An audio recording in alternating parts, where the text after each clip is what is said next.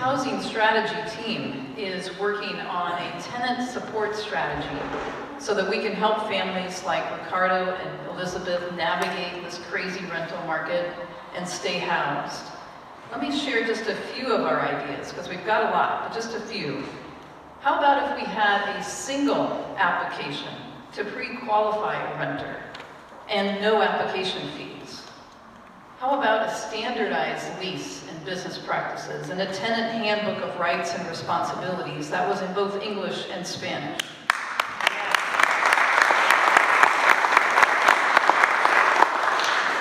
And instead of a 3-day eviction notice, which is hardly enough time to wrap your heads around that and the stress it causes, let's give tenants 15 days to respond.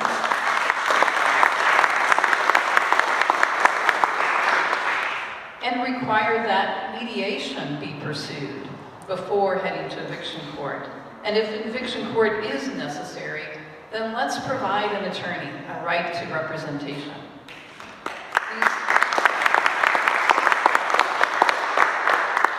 These are still a rough draft of ideas that require many more conversations among us with tenants and landlords and other stakeholders so that we can formulate them into an agenda for action by the next County Board of Supervisors. So let's turn to our candidates and ask them how they will respond to COPA's agenda for housing. We have a total of 3 questions for our candidates tonight. They'll be given 2 minutes to answer the first 2 and 90 seconds for the final question. Are you ready, candidates? Okay. Our first question, it's a 2-part question. We want to ask, we know that we need to build more housing and we need to support tenants to keep our families housed.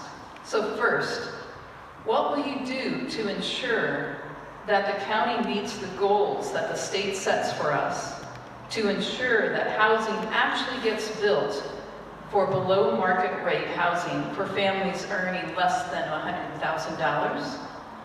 And second question, will you work with us to develop a tenant support strategy to address barriers like application fees, security deposits, and provide tools to prevent evictions? I want to invite candidate Shebreh Kalantari-Johnson to respond first. Thank you and good evening. Excellent question and an issue that I care deeply about. So as you mentioned, Barbara, we have an opportunity here with the 6th cycle of our RENA goals to do things a little differently. And at the county, we will be revising our housing element within the general plan. So there's some specific ways that we can ensure affordable housing within our general plan. There's a section in the general plan that is around affirmatively furthering fair housing. And there are specific policy directions that we can implement within that section. This includes prioritizing rezoning in high resource and historically exclusionary neighborhoods. This includes tenant protections for development projects that have renters that are currently existing and living in those areas. And it includes, the county currently has a homeownership program, but it includes making that homeownership program a more robust program. Your story that you shared earlier was very compelling. There's other policies that we can put in place that I'm working on currently at the City Council, the City of Santa Cruz, and that's fast-tracking 100% affordable housing. There's a lot of other strategies, but I'm going to get to an important piece here, and that's resources. So in order for us to be able to build affordable housing, we need to bring in resources and increase our housing trust fund dollars. I know that the county right now has a TOT tax that we'll be voting on next Tuesday. And so I would support that, and I would make sure that we allocate revenues towards affordable housing, and that I would also support a housing bond. I did not answer your other question just yet. I would work with organizations such as COPA and other nonprofits to make sure that you have the resources to put in the strategies that we'll co-create together. The council and the Board of Supervisors recently did this, but it's a drop in the bucket, and I know more resources are needed. So I make sure that we allocate those resources to nonprofit organizations. Thank you. Good evening, everyone. My name is Cummings, and this is a personal issue for me because as someone who has 2 bachelors in Spanish and biology, a PhD in ecology and evolutionary biology and who works in environmental science in this community. I'm a renter, and I can barely afford to live here. And I know that's the story of many of our essential workers, and I'm the only candidate who is a renter who's running for district supervisor. And I think that when we talk about diversity, equity, and inclusion, we need to have voices of renters represented in our local government. Housing is a racial, social, and environmental justice issue, but most importantly, it's a human right. I don't believe that all housing is good housing, because much of the housing that's being built that is market rate is inaccessible to our essential workers, which is why I have consistently pushed for maximizing affordable housing in market rate projects. As a city council member, I've worked to increase our inclusionary affordable housing percentage in new developments from 15 to 20%. And as county supervisor, I will do the same, because currently the affordable housing inclusionary percentage is at 15%, and I want to move it up to 20, if not more, especially for those projects that receive density bonuses, which allow for more market rate housing.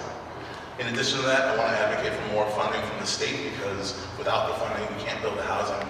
But I want to move on to the other issue as well. In 2018, I ran as one of 2 pro-rent control candidates. I worked on rent control because at the time, I didn't feel like our government was doing much for renters, and I believe that we need people who are going to fight and stand up for renters in our community. I've consistently supported tenant protections. I helped fund this tenant sanctuary, and we continue to push for eviction protections in our community. And I've actually worked with COPA many times to promote and push for eviction protections, because we know that once people become homeless, it's very difficult to get them back into housing. These are things that I've had a consistent track record on as city council member, and as mayor, and as county supervisor. I want to continue this work with COPA as well. Thank you.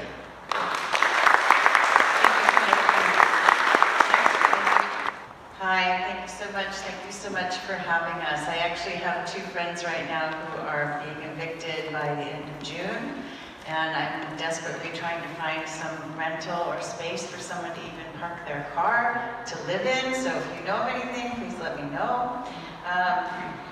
In terms of housing and low-income housing in District 3, our need is very low-income and low-income housing at this time. There's plenty of market rate housing going up right now. And so I think that what we need to do is look at county land, which is incredibly valuable land, and the reason that housing is so costly here, and to build affordable housing on that county land. We need to use our land, like the parking lot at Ocean Street, and also a parcel over by the Emmeline complex. We can pass a bond measure to get that done relatively quickly. We can also use pension funding to create workforce housing. I see I've got just a minute. I want to add that I'm the only candidate that I know that hasn't accepted real estate PAC money in this election, and no developer money. I think I'm one of 2 that hasn't accepted developer money. And I think that's important. Besides what we say, is who's expecting what from us. And so in terms of renter protections, I think we need to make sure that our candidate and our supervisor is someone who's going to be free of pressures from landlords and real estate companies to be able to enact renter protections like the ones that I talked to you all about in our interview. And I agree with everything that you have said and proposed. In fact, it was something that we talked about in our interview was having either no application fee or one single application in a housing database, so that landlords and tenants can meet each other this way with one fee, and also tenants are not fleeced in tenant fraud schemes that happen all the time here. I've heard of people who've lost $2,000 to $10,000 and not even gotten a house. Thank you so much. Thank you. COPA wants a just healthcare system which guarantees good services for all, including those who earn the least among us. Also, our members have nearly unlimited stories about the need for mental health support. If elected, you will have an important role in updating the county's Access to Care agreement. What are your most important priorities in negotiating that agreement? And will you work with COPA to ensure that each healthcare provider, including Kaiser, agree to serve their fair share of Medi-Cal patients and increase mental health services? You will each have 2 minutes for your answer, and we will begin with candidate Chen, followed by candidates Kalantari-Johnson and then candidate Cummings.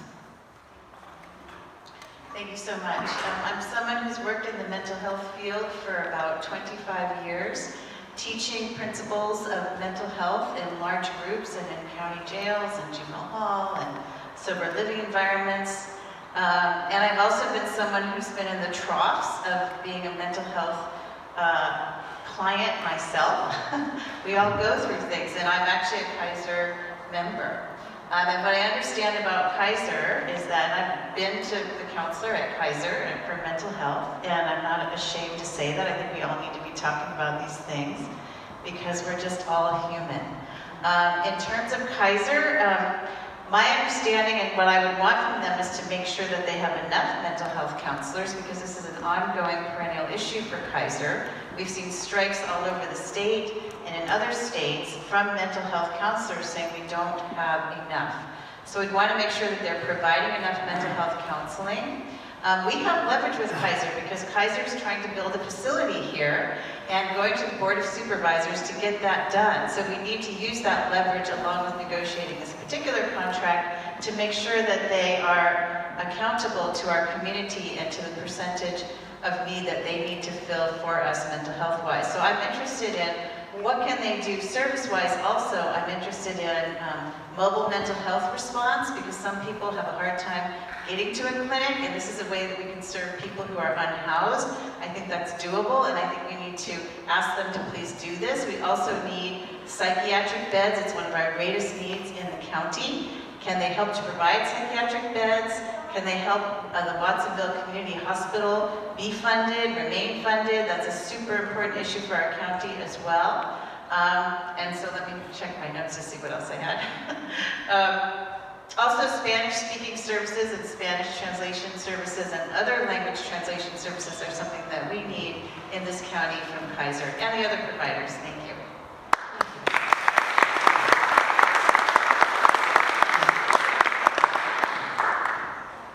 Thank you for the question. I have a master's in social work with an emphasis on public policy and mental health, so this is an issue that's very near and dear to me. I've worked on it for a number of years, and here in this community, I've served on the Central California Alliance for Health and the community. I continue to serve on the Central California Alliance for Health and the Community Health Trust, and that is what they work on. These organizations is access to care. There's several moving pieces and parts right now that will impact our community. I'll just speak to some of them. What you mentioned, Elizabeth, AB 2724, which is the medical alternative healthcare service plan, that is a threat to our community. That's essentially saying that we are going to prioritize public entities, commercial entities over public entities such as the Alliance. So I'm actively working as an Alliance Commissioner to oppose that bill. Should that bill pass, I will work with Kaiser and I'll work with all of the organizations, the healthcare providers, Santa Cruz Community Health Centers, to ensure that, that Kaiser and all entities take their share of Medi-Cal patients. The other moving piece is CalAIM and the implementation of CalAIM at the state of California and at the county level. We're just rolling this out. As a supervisor, I've already inquired about this, but as a supervisor, I would make sure that we have a team in place that has thought through how that will change our healthcare plans. It'll include whole person care, population health management, enhanced care management, and behavioral health. The other piece is Power Valley Hospital District that was just formed. Making sure that we have adequate funds by the end of August to purchase those. I'm actively working on that now. Putting in place a sustainability plan, and then making that sustainability plan robust so that we are providing behavioral health services in that new hospital.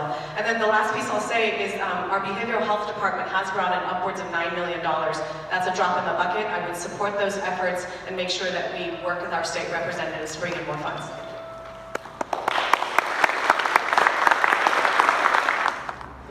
So the Access to Medical Care Agreement offers charitable or affordable quality health care for low-income residents.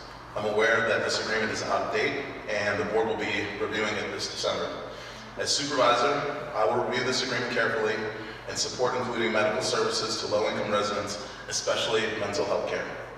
This agreement is updated annually, and not only would I be actively involved in reviewing this, but would like to work with COPA and our health services agency to ensure we're working in collaboration towards providing access to healthcare for all of our community. As supervisor in this agreement, I would encourage and support increasing enrollment in Medi-Cal, increasing services identified in the health needs assessment, require an agreement with Kaiser for proposed new facilities to include significant community benefits, including but not limited to funding uncompensated costs of the county's Med Cruise program for uninsured individuals, funding uncompensated costs of the county's inpatient adult and adolescent psychiatry, contracted services including housing, shelter, recuperative care for persons experiencing homelessness, diversion programs, alternative facilities, or other efforts that alleviate emergency department demand, and assistance with the community acquisition of the Watsonville Community Hospital to ensure access to care for Paula Valley residents. In addition to this agreement, I've been hearing a lot from the community that we want alternatives to police responding to calls for behavioral and mental health. As a county supervisor, as a city council member, I've been pushing the city council to move towards efforts to develop a 24/7 non-law enforcement crisis response. I've also been working on the Criminal Justice Council with Chairman and County Supervisor Zach Friend. We're currently conducting a study to look at how many calls are coming in around behavioral and mental health at the county level. And as County Supervisor, I will continue to work on these efforts to make sure that we're creating new programs that respond to calls for mental and behavioral health that aren't police officers. Thank you.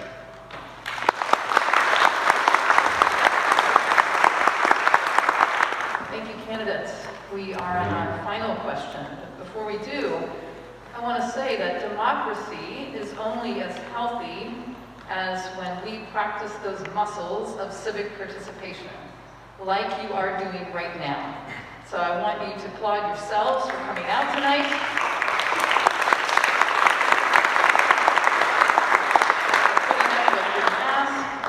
I want to thank those who are participating via Zoom and thank our team who's recording this.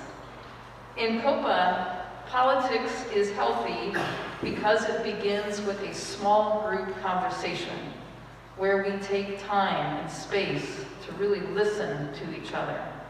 Across class, across race, across creed, belief.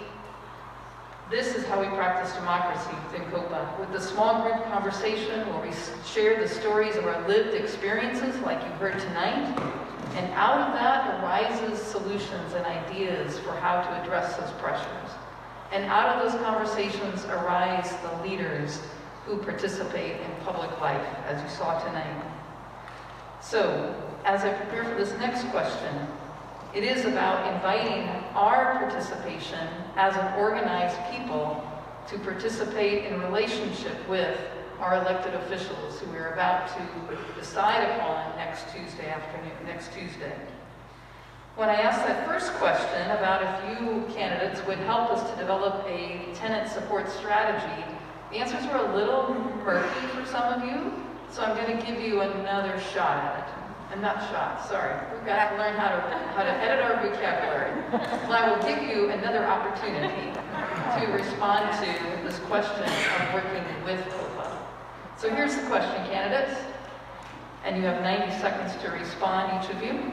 Will you commit today to participating in these house meetings or small group conversations with our COPA families so that you can hear firsthand of their stories and struggles and ideas for change, starting this summer? That's the first part. The second part of the question, and will you meet with both our housing strategy team and our healthcare strategy team in the fall to develop our proposals into an action agenda that you can introduce to the Board of Supervisors when you take office come January?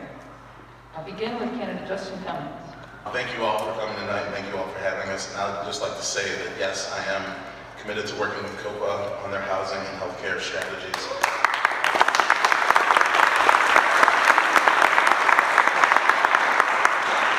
And I say this as someone who, as mayor, when we were going through one of our most challenging year in our community's history, COPA reached out to me, and I worked consistently with COPA. I heard the concerns that were coming from members of the community.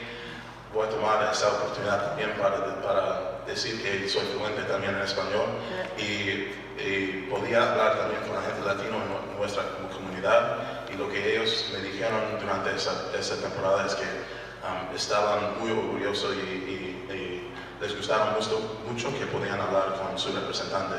I think that that this is something that I offer, that I'm the only candidate that's fluent in Spanish. But I just want to say that for 4 years, I've been working on tenant protections and tenants' rights. And I know that this is something that's very important to COPA, and I want to continue to help represent the needs of the people who you represent.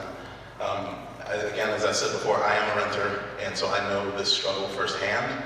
And I know that without good tenant protections in place, we will lose the foundation of our community, which is our essential workers and the people who we depend on every day, whether they're teachers, grocery store workers, people who clean our hotels, police officers, firemen, city and county workers. This is what we hear, and this is what we need. I want to help represent the voice of the people who need our community. Thank you.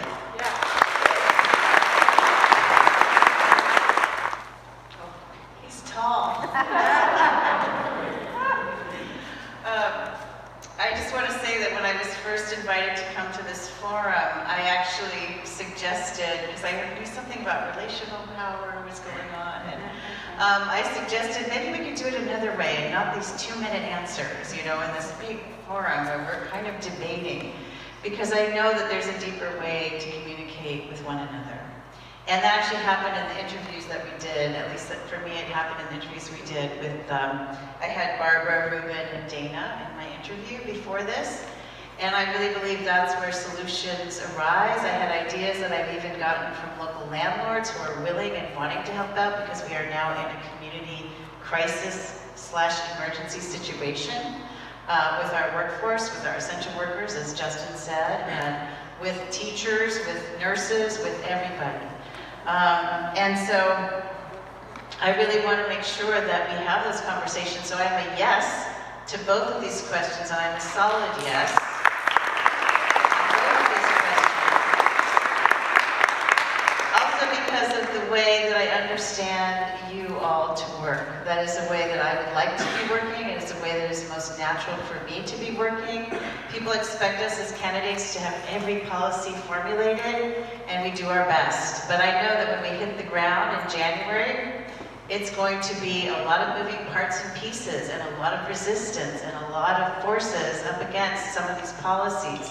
So I'm going to need you to help me out, and thank you so much. Thank you.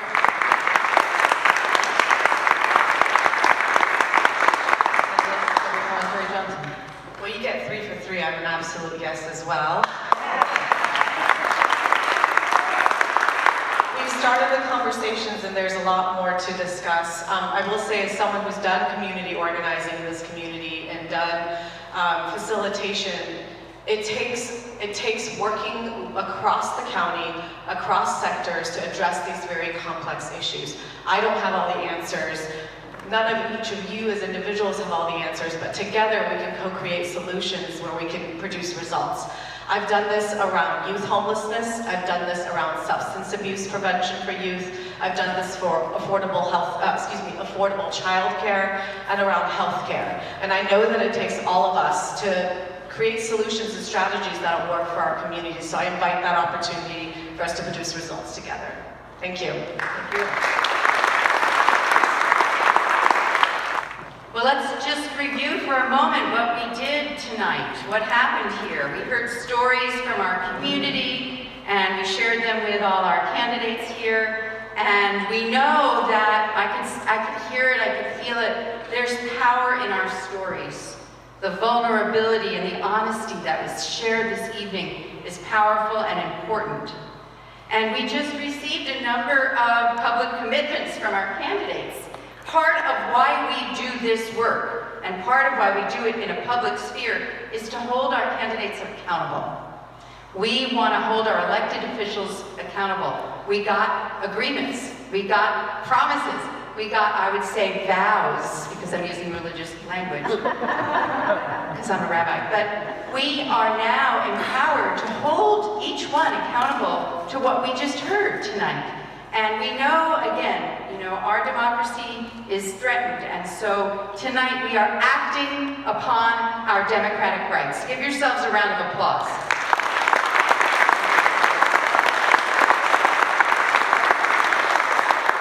in saying yes to these issues, more importantly, the candidates each agreed that they're going to attend house meetings with our leaders, a public commitment to work with us on these critical issues. And so, round of applause, please.